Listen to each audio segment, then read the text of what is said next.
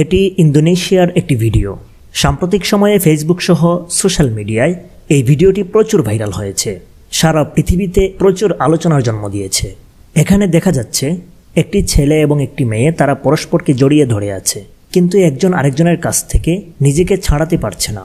ঘটনাটি মূলত হলো এই ছেলে এবং মেয়ে তারা অবৈধভাবে শারীরিক সম্পর্কে লিপ্ত হয়েছিল। তাদের এই অবৈধ সম্পর্কের কারণে অটোমেটিক্যালি তাদের উভয়ের গোপনাঙ্গ এমনভাবে আটকে যায় যে তারা ছুটতে পারছিল না।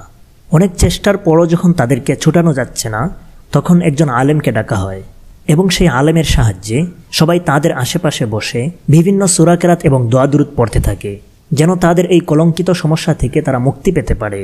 অনেক দোয়া দুরূদ এবং তাদবির করার পরও যখন উপরওয়ালার পক্ষ থেকে কোনো সমাধান এলো না, তখন তাদেরকে হাসপাতালে নেওয়া হয় এবং অপারেশন করা হয়। কিন্তু ডাক্তাররা বললেন দুজনকে কোনোভাবেই বাঁচানো যাবে না, যে কোনো একজনকে মৃত্যুবরণ করতে হবেই।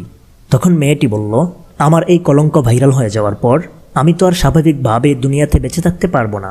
মানুষ আমাকে অপমানের চোখে দেখবে, আমাকে কেউ বিয়ে করবে না, সমাজের মধ্যে চলাফেরা আমার জন্য অনেক কঠিন হয়ে গেছে, অতএব আমাকেই মেরে ফেলুন।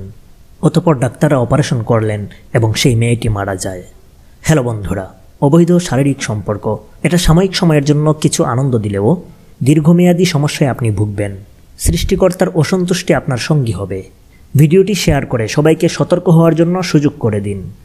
এবং আমরা অবশ্যই সদা সর্বদা এ সমস্ত অবৈধ কাজসহ বিভিন্ন অন্যায় অপরাধ এবং গুনাহের কাছ থেকে বেঁচে থাকব। সৃষ্টিকর্তার সন্তুষ্টি অর্জনের চেষ্টা করব।